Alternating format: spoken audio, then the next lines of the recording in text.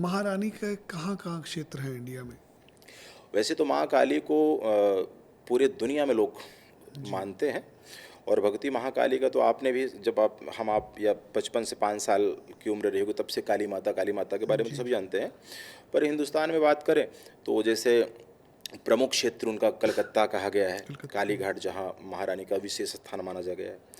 पंजाब की बात करें तो पटियाला में भगवती का बहुत ऐतिहासिक, बहुत प्राचीन स्थान है। जी। देखिए, जैसे महारानी तो हर जगह है, जी। पर कुछ स्थान ऐसे हैं जहाँ बहुत जाने, कम स्थान सुने हैं हाँ, मैंने। जहाँ जाने मात्र से ही माँ काली के मंदिर तो हैं, काफ़ी सारे हैं, पर ये जैसे मैंने कहा पटियाला में काली माता का जी। मंदिर जी। ऐतिहासिक स्थान है।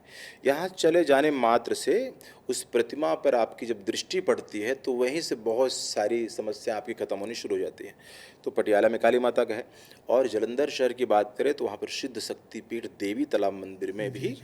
माँ काली का बहुत प्राचीन मंदिर है और बहुत लोगों की मुरादें वहाँ से पूरी होती हैं। एक बहुत बड़े संत हुए हैं माँ काली के उपासक, जी।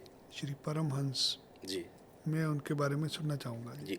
स्वामी रामकृष्ण परमहंस, जी। जिनके शिष्य स्वामी विवेकानंद जी भी रहे। जी। और अगर आप इतिहास में सुनते हैं या आप हमसे पूछते हैं कि माँ काली का एक्चुअल संत कौन थे, तो मैं उनमें से एक उनका नाम जी। जरूर लूँगा जिनका आपने लिया है, स्वामी रामकृष्ण परमहंस जी। जी। वो माँ को उस तरह से प्रेम करते थे जैसे आप अपनी जन्मदाता माँ को प्रेम जी। करते हैं। जी। उनके लिए माँ काली की आराधना में कोई बहुत ज़्यादा नियम, बहुत ज़्यादा विधियाँ, बहुत ज़्यादा मायने नहीं रखती थी। जी। उनका केवल ये थे, माँ काली से हद से ज़्यादा प्रेम करते थे माँ काली को, जी। है ना, माँ काली को प्यार करते थे, है जी। ना। माँ की भक्ति में अपनी जुबान चढ़ा देना या इस तरह से सब कुछ अर्पण कर देना, और अंत में माता रानी को, उनका आपने एक स्टोरी सुनी होगी माँ स्वामी रामकृष्ण परमहंस जी को, उनको अंत समय में कैंसर की बीमारी जी। हो गई। तो कैंसर की बीमारी से जब वो जूझ रहे थे तो उन्होंने अपने शिष्य स्वामी विवेकानंद जी से कहा कि आप तो माता रानी कितना नज़दीक हैं। गौर करने वाली बात है कि कर्म कैसे काम करता है, और जो बुद्धिमान होता है दुख में घबराता नहीं, वो उस रास्ते से निकलने की कोशिश करता है।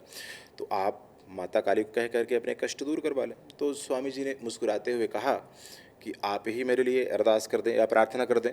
तो स्वामी विवेकानंद जी ने जब माँ चंडी से, माँ काली से उनके लिए प्रार्थना की, तो साथ ही साथ जवाब मिला कि मैं चाहूँ तो अपने इस भक्त की इस कैंसर की पीड़ा को, ये तो कर्म ही है, इस कैंसर की पीड़ा को एक क्षण में बाहर कर दूँ, लेकिन इस बचे हुए कैंसर को, बचे हुए कर्म को भोगने के लिए इस बच्चे को, मेरे बच्चे को फिर से इस धरती पर आना पड़ेगा, और मैं नहीं चाहती कि ये फिर दोबारा इस धरती पर आए।